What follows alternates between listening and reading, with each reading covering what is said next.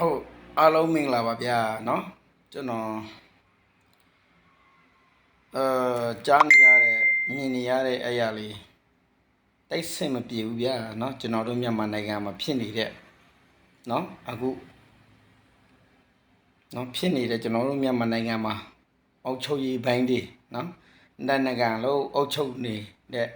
เนาะအခုတက်နေတဲ့လူကြီးတွေเนาะအခုနော်တမရဖြစ်ကျင်နေတဲ့လူကြီးတွေတမရလှုပ်ချင်နေတဲ့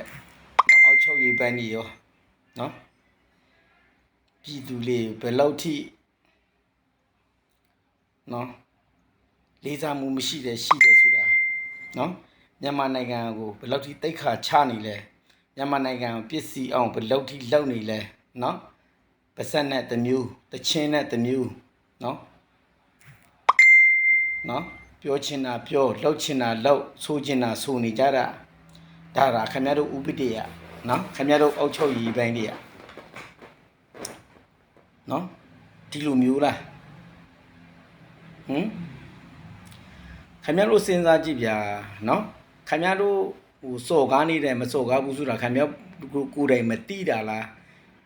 တိတာလားမသိဘူးမြန်မာနိုင်ငံစော်ကားနေလားစော်မကားဘူးဆိုတာလားခင်ဗျားကိုယ်တိုင်ကမတိတာလားမသိနော်အခုတမရအတိတ်တွေနော်တမရယူနေတဲ့လူတွေခင်ဗျားတို့ယူသေးလေးသားသမှုရှိတယ်မရှိဘူးဆိုတာခင်ဗျားတို့ကြည့်ခင်ဗျားတို့ကြောက်တယ်မကြောက်ဘူးဆိုတာခင်ဗျားတို့နားထောင်ကြည့်လိုက်အခုမိန်းကလေးတွေဘလို့ထိဖြစ်နေဆိုရင်တချင်းဆိုတော့မှဖင်ခံခြင်းနဲ့တချင်းတွေပေါ်နေတာခင်ဗျားတို့စဉ်းစားကြည့်ရခင်ဗျားမြန်မာနိုင်ငံစဉ်းစားကြည့်ရဘာလဲတချင်းတွေက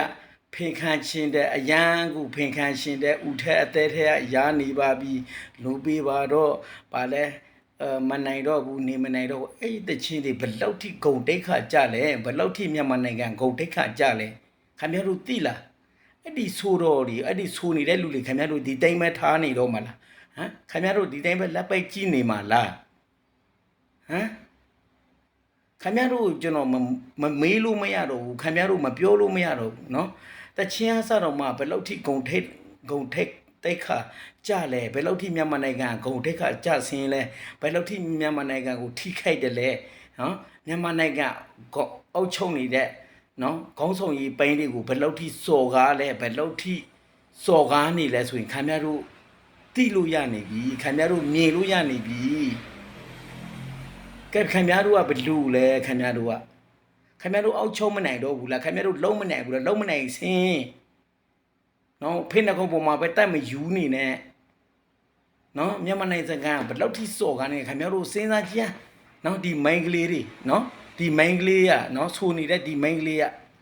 နော်ဒီတချင်းကိုဆိုထားတဲ့မိန်ကလေးက